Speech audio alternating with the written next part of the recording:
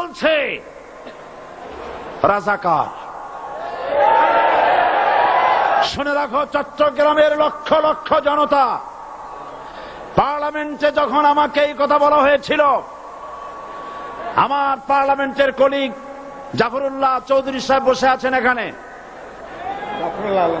হ্যাঁ, জাফরুল ইসলাম চৌধুরী বসে আছেন পাশে, প্রধানমন্ত্রী সুদ্ধা, অন্তত 3 শতাধিক পার্লামেন্টের সম্মানিত সদস্যরা সেদিন বসা।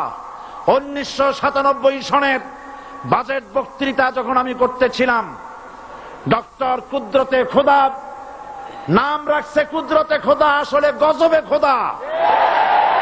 এ লোকটি নাস্তিক, ইসলামের চূড়ান্ত দুশমন। তার প্রণীত শিক্ষা ব্যবস্থার যখন সমালোচনা করছিলাম, ট্রেজারি বেঞ্চ থেকে আমাকে বলা হলো রাজাকার। আমি আমার সমস্ত শক্তি একত্রিত করে বলেছিলাম, শুধুমাত্র হিন্দুস্তানের রাজাকারেরাই আমাকে রাজাকার বলতে পারে। আমি বলেছিলাম 1973 সন পর্যন্ত আমি বাংলাদেশের কোন রাজনৈতিক দলের নেতা এবং কর্মী ছিলাম না। আমি রাজাকার নই।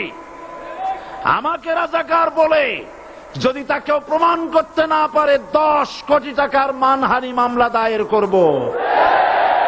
আমার এই বক্তব্য সারা দুনিয়া শুনেছে। পার্লামেন্টে আমার এই বক্তব্য রেকর্ড হয়ে আছে। সেদিন 3 শতাধিক পার্লামেন্ট মেম্বারের কেউ আমার চ্যালেঞ্জ গ্রহণ করেন নাই। যে কোনো ব্যক্তি পার্লামেন্টে গিয়ে আমার বক্তৃতা দেখে আসতে পারেন। এরপরে 1997 সনের 7ই অক্টোবর দৈনিক জনকণ্ঠ পত্রিকা যখন আমার বিরুদ্ধে লিখল, সেই পত্রিকায় সাইদির ওপেন চ্যালেঞ্জ 8ম পাতা, 1997 7ই অক্টোবর, এত বড় 2 কলমে হেডিং। সেখানে আমি বলেছি, বাংলাদেশের সকল সাংবাদিক, গোয়েন্দা বিভাগ, বাংলাদেশের সকল বুদ্ধিজীবীকে আমি আমার পিরোজপুরে আমন্ত্রণ করছি। আমার উপস্থিতিতে যদি কেউ প্রমাণ করতে পারে বাংলাদেশের স্বাধীনতা যুদ্ধের বিরুদ্ধে আমার কোন ভূমিকা ছিল, সজ্ঞানে স্বেচ্ছায় জাতীয় সংসদের সদস্য পদ থেকে পদত্যাগ করব।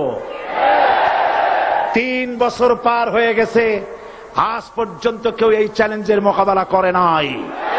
সুতরাং আমাকে যারা রাজাকার বলবে, তারা পিতৃ পরিচয়হীন অবৈধ সন্তান।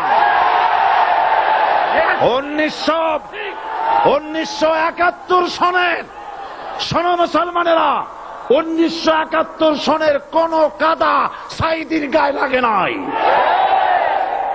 আমাকে রাজাকার বলে জনগণ থেকে বিচ্ছিন্ন করবা, জনগণ থেকে আমারে বিচ্ছিন্ন করা যাবে না।